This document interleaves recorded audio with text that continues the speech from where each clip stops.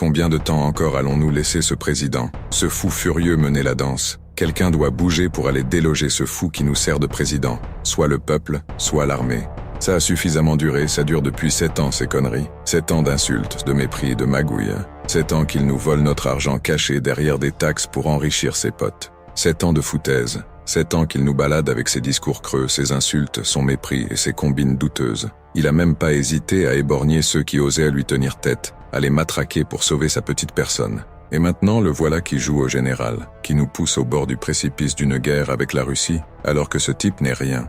Vous avez élu par 2 fois, un malade mental, un fou à l'ego surdimensionné, un fou qui provoque un autre fou qui détient aussi l'arme nucléaire.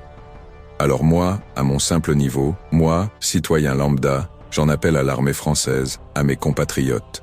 Il est temps de se réveiller. On doit empêcher cette escalade, éviter une guerre qui pourrait nous coûter des millions de vies. J'en appelle aux parents, aux fils, aux filles, aux enfants, à ceux qui veulent la paix, pas la guerre, à prendre les mesures nécessaires pour reprendre le pouvoir pour nos vies.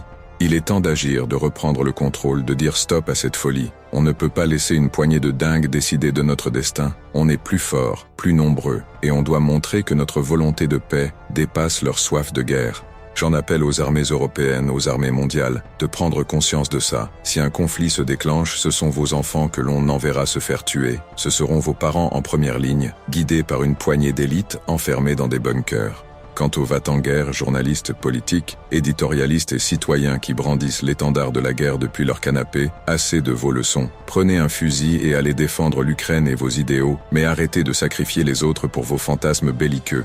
Alors on attend quoi? La paix ou la guerre? Si on choisit la paix, on sait ce qu'il nous reste à faire pour réussir. Bougeons-nous, avant que l'irréparable ne soit commis.